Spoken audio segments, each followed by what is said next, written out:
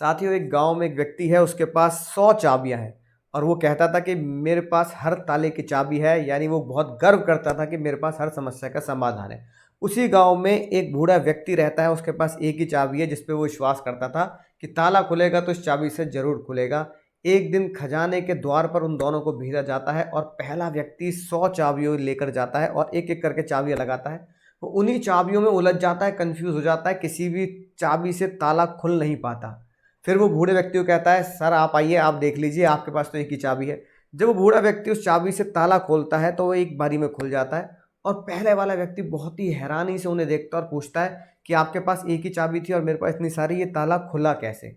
बूढ़ा व्यक्ति बहुत ही शांत भाव से जवाब देता है कि तुम्हारे पास विकल्प बहुत ज़्यादा थे, इसलिए तुम्हारे पास विकल्प होने के बावजूद भी किसी भी विकल्प पर, किसी भी ऑप्शन पर तुम्हें विश्वास नहीं था, फेथ नहीं था।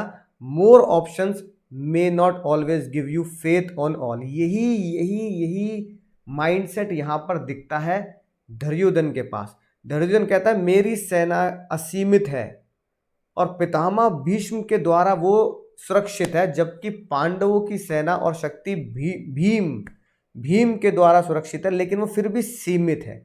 यानी कि वो एक तरफ भीष्म पितामह को रख रहा है, दूसरी तरफ भीम को रख रहा है।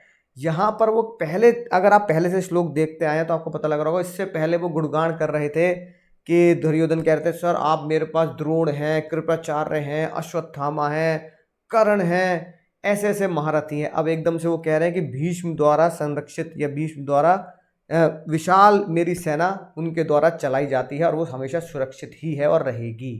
इतने सारे विकल्प होने के बावजूद भी, इतने सारे विकल्प होने के बावजूद भी दुर्योधन को किसी भी एक विकल्प पर पूरा विश्वास नहीं है। यानी उसी चाबी की तरह उसे किसी भी एक चाबी पर पूरा विश्वास नहीं। इतनी शक्तियां होने के बाद, इतने वॉरियर होने के बाद भी उसे किसी भी वॉरियर पर 100% फेथ, भरोसा नहीं आता। ऑन द अदर एंड अगर आप देखें तो भगवान कृष्ण को जो मान रहे हैं पांडव, उनके पास शक्तियां असीमित नहीं है, सीमित है, लेकिन वो एक ही पर्सन के ऊपर, एक ही मेंटर के ऊपर विश्वास रखते हैं, श्री कृष्ण, कृष्ण जी महाराज, उनके ऊपर, और उनकी जो दिशा दिखाई जा रही है उस डायरेक्शन के ऊपर वो विश्वास रखते हैं। यहाँ दोस्तों पहला लाइफ का लेसन मिलता है बहुत ही खतरनाक, more and more may not be better. ज़्यादा विकल्प होना, ज़्यादा ऑप्शन होना जरूरी नहीं है आपके लिए बेटर हो। कई बार हम अपने ऑफिस में और बड़ी बड़ी इंडस्ट्रीज में देखते हैं कि आपने क्या किया, स्टार्टअप शुरू किया, कोई कंपनी के आप बड़े सीईओ हैं, डायरेक्टर तक की पोस्ट पे हैं, तो आपने क्या किया, एचआर के आप हेड हैं तो आपने आईआईटीएंस भर लिए, आईएम्स के महान लोग भर लिए, सीएस भर लिए, एक्सपीरियंस्ड भर लिए दुनिया के, लेकिन फिर भी आप मार्केट में नंबर 1 पोजीशन नहीं बना पा रहे, मार्केट कैपिटलाइजेशन नहीं कर पा रहे, मार्केट को कैप्चर नहीं कर पा रहे हैं। तो इसका मतलब आपको ये मंथन करना पड़ेगा, more is not always better, more is not always better. बजाय इसके आप एक मेंटोर रखें, एक एक्सपीरियंस पर्सन को हायर करें, कृष्ण की तरह उससे दिशा निर्देश लें और इधर उधर भटकने के बजाय एक पे फोकस करें। ज़्यादा से ज़्यादा 1 या 2 को आप अपने साथ मेंटरशिप में लगा सकते हैं। सेम हमारे घरों में भी चलता है। हम जब परेशान होते हैं तो हम इस पंडित के पास जा रहे हैं, हम उस पंडित जी के पास जा रहे हैं, हम ये उपाय कर रहे हैं, उपाय बताते ना, ये कर दो, वो कर दो, ऐसा कर दो, धागा बांध लो, ये कर लो, वो कर लो, सुबह सुबह है ना चक्कर लगा दो कहीं जाके। ये बहुत सारे उपाय में हम उलझे चले जाते हैं, उलझे चले जाते हैं और हम एक उपाय भी, एक प्रोसेस भी ठीक से नहीं कर पाते। मेरा मानना यह है, एक ही उपाय करो, एक ही मेंटरशिप के अंदर रहो, और वो है कृष्ण जी महाराज। कृष्ण जी महाराज की मेंटरशिप में रहो। गीता पढ़ के ही आपको सारे उपाय नजर आ जाएंगे। गीता ही आपके सारे सवालों के, सारे समस्याओं का समाधान है। लेसन नंबर 1 में आपको बता चुका हूं, more is not always better. अगर आप लेसन नंबर 2 की बात देखें तो कितना क्लियर कट लेसन है, कंपैरिजन। यहां वो कंपैरिजन सीधा सेना के अलावा कर रहे हैं भीष्म पितामह और भीम के बीच में। अब दोनों को चुनने का बड़ा क्लियर कट मैसेज है यहां पर। अगर आप बहुत ध्यान से देखें तो भीष्म पितामह जो हैं वो प्रतिज्ञा से बंधे हुए हैं, उन्हें पता है कि उन्हें लड़ना पड़ेगा, मेरी तरफ से लड़ना पड़ेगा। दुर्योधन ये जानते हैं। साथ साथ दुर्योधन को यह भी पता है कि उनको इच्छा मृत्यु का वरदान है, वो जब तक खुद नहीं चाहेंगे उन्हें कोई भी नहीं मार सकता। तो वो कहते हैं भीष्म पितामह की रक्षा में, उनकी छत्र छाया में हम बिल्कुल सुरक्षित हैं। भीष्म पितामह उसी बूढ़े बहुत बड़े पेड़ की तरह हैं जो हजारों सालों से, सौ सालों से गांव के लोगों को और आसपास के लोगों को छाया देता है और उनके नीचे बैठकर लोग इवॉल्व होते नजर आते हैं। फिर वो भीष्म पितामह को कंपेयर कर रहा है भीम से।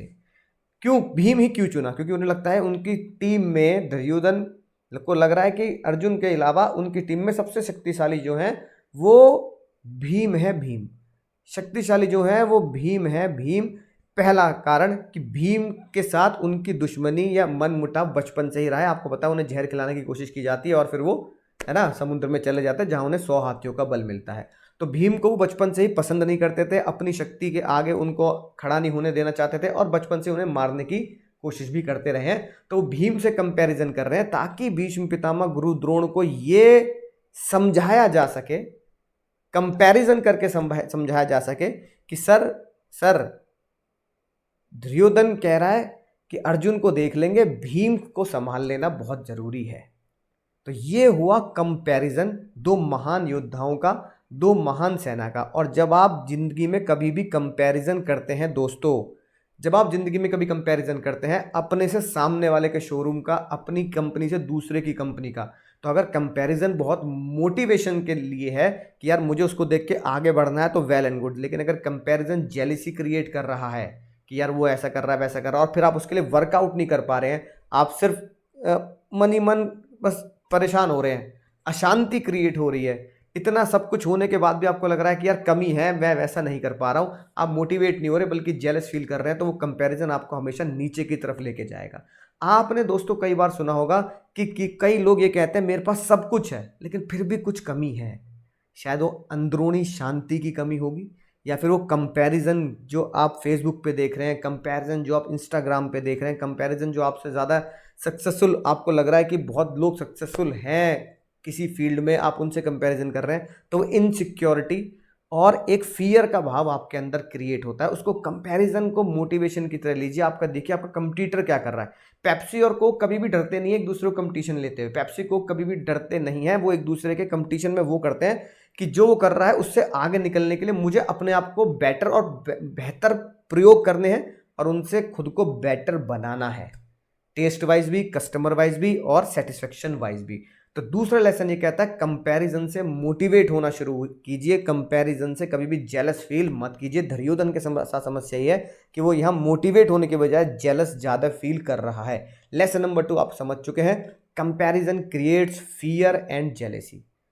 तो फाइनली दोस्तों ये श्लोक हमें यही बता देता है कि कई बार लोगों के मन में ये धारणा रहती है कि मेरे पास पर्याप्त है, सब कुछ है, लेकिन फिर भी कुछ कमी है। तो आप इस युग के दुर्योधन बनते चले जा रहे हैं और फिर भी आपको ये ऐसी अशांति महसूस, सब कुछ होते हुए भी, क्योंकि आप कई लोगों से बहुत बेटर हैं, कुछ लोगों से कम है, उसके लिए मेहनत कर रहे हैं, लेकिन कई लोगों से बेटर हैं, लेकिन आपको कभी भी ऐसा लग रहा है कि सब कुछ होते हुए भी कुछ कमी है, अशांति है, तो इस श्लोक को दोबारा सुनने का समय आपका आ चुका है।